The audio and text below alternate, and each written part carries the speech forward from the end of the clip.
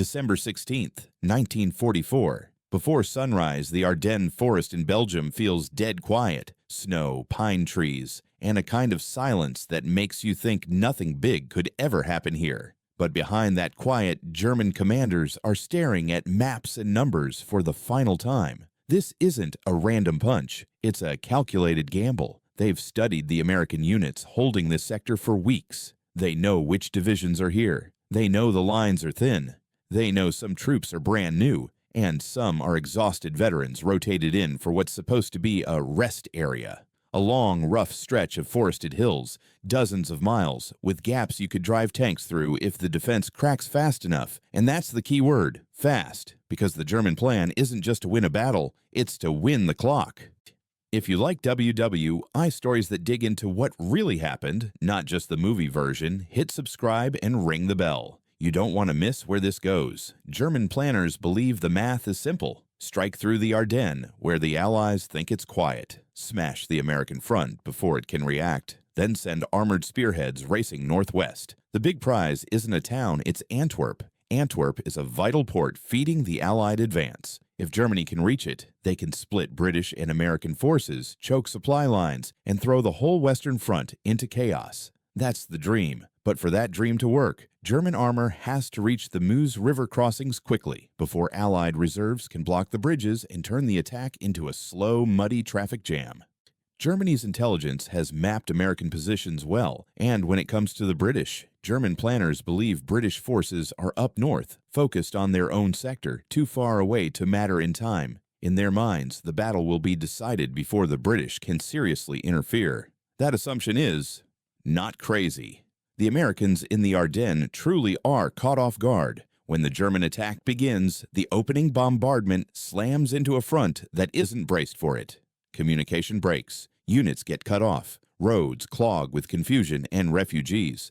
In some places, American soldiers fight hard and smart.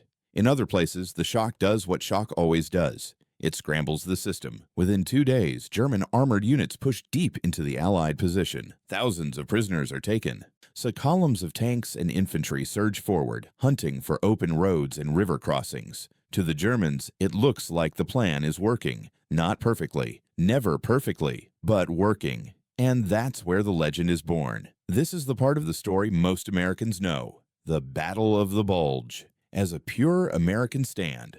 Americans holding on in freezing forests, surrounded towns, desperate roadblocks, grit against steel. And that story is real. American units absorb the first blow. They hold key points. They fight in pockets, often cut off, often short on supplies, often freezing. But here's what Hollywood usually doesn't show. While the Germans are driving west, believing the road is opening, another Allied fist is pulling back, not in retreat, in preparation. About 50 miles to the northwest sits British XXX Corps, led by General Brian Horrocks. These are not fresh, untested troops. Many are veterans, people who've fought through North Africa, through Normandy, through the grinding push toward the Dutch border. They're not in the Ardennes when the attack begins. They're positioned elsewhere as part of the Allied line. And for German planners, that distance feels like safety. But then, on December 19th, 3 days into the offensive, something important happens at the command level. Field Marshal Bernard Montgomery is given command of Allied forces on the northern side of the German breakthrough. That's not a fun detail. That's a "this changes the map" detail, because now, decisions about the northern shoulder of the Bulge, how to block it, how to contain it, how to stop it from widening, are being made fast. And with one clear goal: don't let German armor reach the Meuse crossings, and do not let it break out toward Antwerp. Within about a day, British units begin shifting south from positions farther north, including forces that will matter a lot in the days ahead. Among them are elements of the 29th Armored Brigade, pieces of the Guards Armored Division, and the 6th Airborne Division, units with experience, structure, and the kind of battlefield habits you only earn the hard way. This movement isn't some slow parade. It's urgent. It's organized. It's meant to put a wall where the Germans think there will be empty ground. And here's the catch. German reconnaissance at first doesn't fully register it. Why would they? They're busy exploiting what looks like an American collapse. They're focused on pushing their advantage. They're looking at the roads ahead, and the fuel they have left, and the weather closing in. They're thinking, keep moving. They're not thinking, what if a whole British corps is sliding into our path?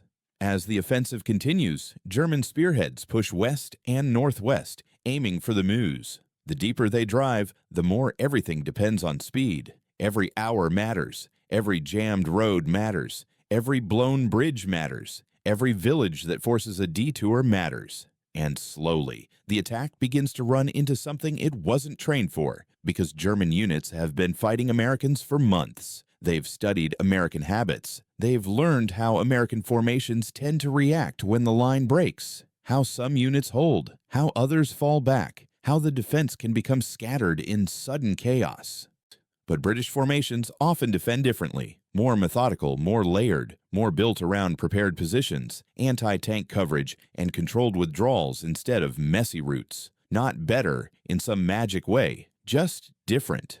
Different enough to throw off a plan that was timed down to the day. By the time we reach the days just before Christmas, the northern edge of the Bulge is no longer just a mess of American strongpoints and gaps. It's beginning to harden. A defensive screen is forming, one designed to block the German drive toward the Meuse and prevent the Bulge from spreading farther north. And the Germans are about to discover that the open road they imagined isn't open anymore, because soon, German lead elements are going to roll up to what they believe is a weak spot, an area they expect to be held by Americans, maybe even thinly held. And instead, they're going to see British tanks and British infantry waiting in the cold, not fleeing, not surprised, set and ready. The first German units to hit the northern edge of the advance expect more of the same: thin American defenses, roadblocks that crack under pressure, hurried withdrawals that open lanes for armor. That's not what they find. Instead of scattered resistance, they run into organized positions, anti-tank guns already sighted, infantry dug in around villages that control the roads. Tanks not charging forward, but waiting, hull down overlapping fields of fire, disappearing and reappearing as German armor tries to maneuver. At first, some German reconnaissance units misidentify what they're seeing. American tanks, they assume. Same battlefield, same enemy. Then firing starts and the mistake becomes obvious. These are British vehicles, British infantry, British formations operating the way German veterans recognize from Normandy, disciplined, deliberate, and stubborn in a way that doesn't waste motion. German commanders slow down, trying to understand how much force they're facing and where it came from. That pause alone is costly, because speed is the one thing the offensive can't lose. By December 23rd, the situation along the northern shoulder of the Bulge has changed completely. American forces are still fighting hard in isolated pockets, places like Bastogne and St. Vith, absorbing pressure, bleeding time, refusing to break. But now there's something else.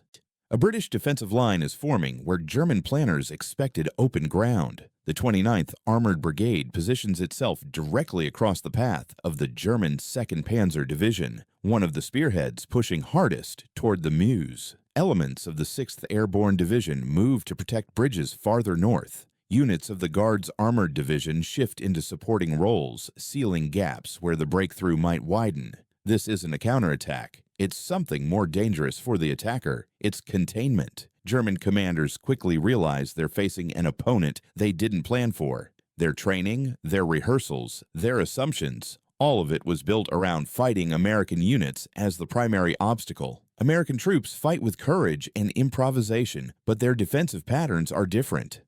When American positions crack, the battlefield can turn chaotic. Lines bend. Units withdraw unevenly. Opportunities open, sometimes only briefly, but enough for fast armor to punch through. British units tend to deny those opportunities. They fall back by design. They give ground only when it buys time. They don't abandon contact. They don't collapse into disorder. They force attackers to deploy properly, to form up, to attack villages and road junctions head-on instead of slipping past. And head-on fighting is slow. A German officer later describes the frustration plainly. They break through American positions and suddenly encounter British armor where maps showed nothing. Anti-tank guns cover every approach. Infantry holds villages that choke movement. Tanks appear, fire, and vanish before return fire can settle in. Each position isn't dramatic by itself. No single stand decides the battle, but together they drain the offensive minute by minute. The Germans don't need a miracle, they need momentum, and momentum is bleeding out into frozen Belgian mud. Nowhere does this become clearer than near Dinant. By December 24th, the 2nd Panzer Division has pushed farther west than any other German formation. They are within a few miles of the Meuse River. They can practically see their objective. Between them and those bridges stands a British screen, anchored by the 29th Armored Brigade and supported by British tank regiments that know exactly why they're there. German reconnaissance probes the line, looking for a soft spot. They don't find one. Every road approach is covered, villages are defended, fields of fire overlap. British tanks don't chase, they wait. When pressed, British units give up small amounts of ground, then settle again into new positions, forcing German armor to deploy all over. This is the nightmare scenario for a time-sensitive offensive. A German tank commander later sums it up with brutal honesty. They had advanced for hundreds of kilometers. They were staring at their goal, but the final few kilometers proved impossible. Not because they were annihilated, because they were delayed. That distinction matters. The British aren't trying to destroy the German offensive outright. That would require forces and conditions that don't exist yet. Their mission is simpler and more devastating. Delay the Germans long enough for everything else to catch up. Here, every hour the Germans spend attacking prepared positions is an hour closer to American reinforcements arriving, an hour closer to fuel shortages biting deeper, an hour closer to the weather clearing and Allied aircraft returning to the skies. The Germans feel the clock ticking, even if they don't fully see what's happening beyond their immediate front. On Christmas Day, the balance finally starts to shift decisively. American forces break out from Bastogne. Patton's Third Army strikes north into the southern flank of the Bulge. The skies clear, and Allied aircraft roar back into action, attacking columns, bridges, and supply lines. The German offensive, which has pushed deep into Allied territory, suddenly finds itself short on fuel, short on time, and boxed in. And on the northern shoulder, British units are still there, still forcing the Germans to fight for every mile they can no longer afford. The 2nd Panzer Division never crosses the Meuse. It never reaches Antwerp. Eventually, orders come down to withdraw. The gamble is over. After the fighting ends, German after-action reports try to explain what went wrong. Some point to fuel shortages, others to the weather.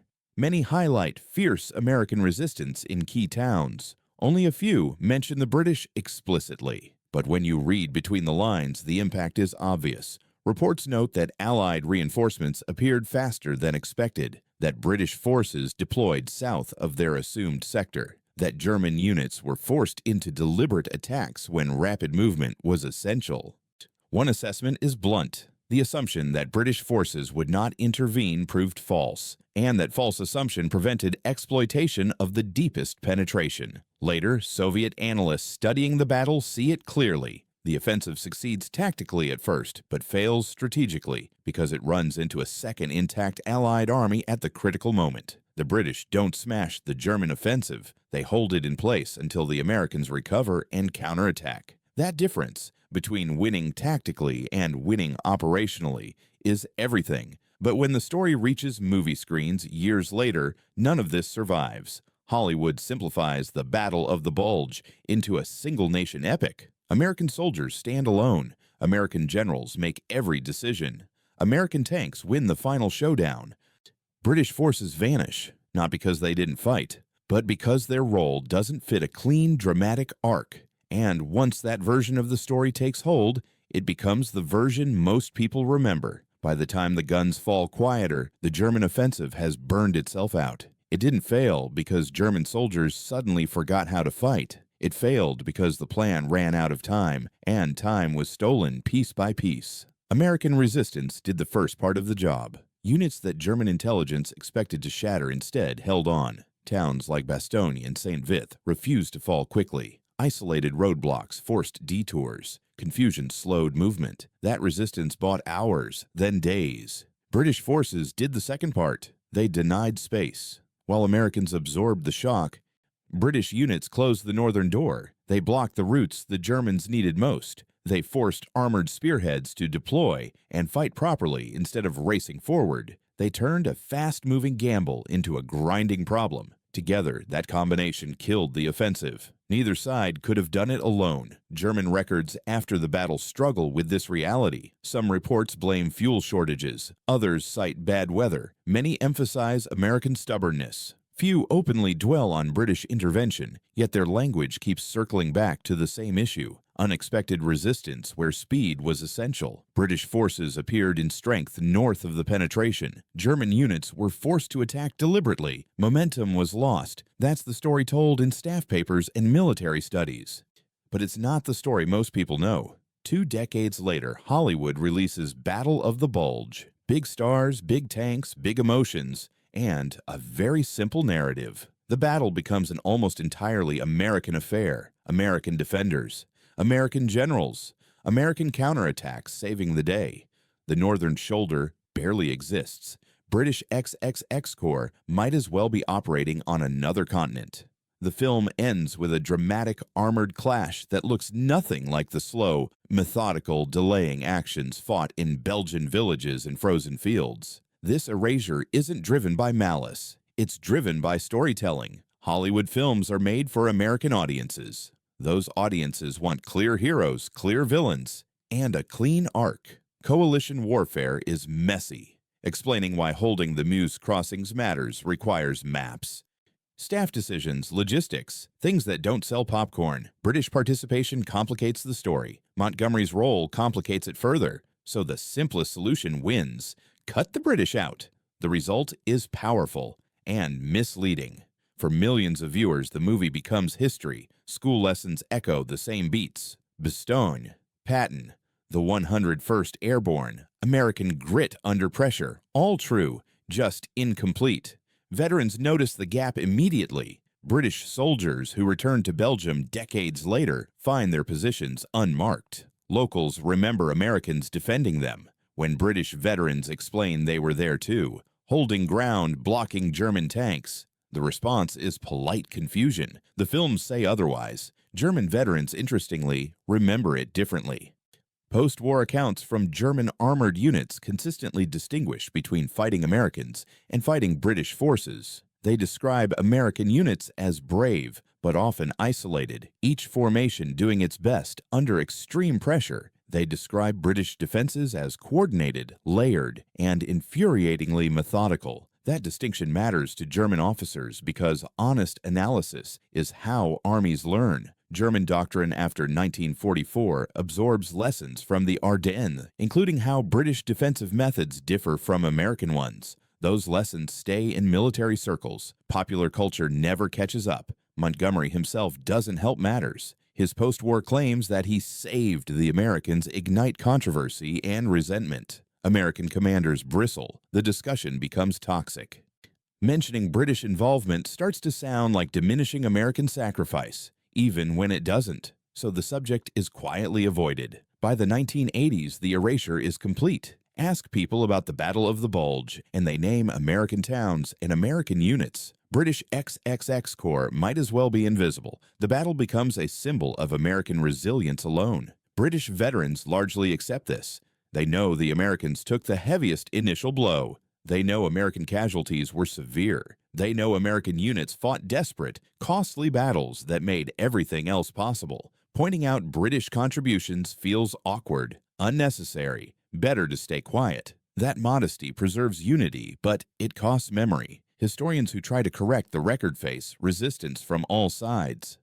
Some readers accuse them of downplaying American achievement. Others ask why it matters at all. Publishers see little commercial value in complicating a familiar story, and so the simplified version keeps winning. The real record, though, is clear. American forces absorbed the shock, held key ground, and bought precious time. British forces used that time to block space, stopping the German drive to the Meuse and preventing the breakout the offensive required. Together, they defeated a plan that German commanders believed would change the war. That kind of victory doesn't fit neatly into a movie script. It requires cooperation, patience, and a willingness to share credit. Hollywood gave America a battle with a clean narrative and clear heroes. The British troops who helped make victory possible became invisible.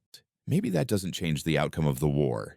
The offensive failed, Germany lost, history moved on. But it does say something about how wars are remembered and how easily inconvenient truths get edited out when they don't fit the story we want to tell. The Battle of the Bulge wasn't won by one nation alone, and remembering that doesn't take anything away from American courage. It just makes the story honest. ChatGPT can make mistakes. Check important info.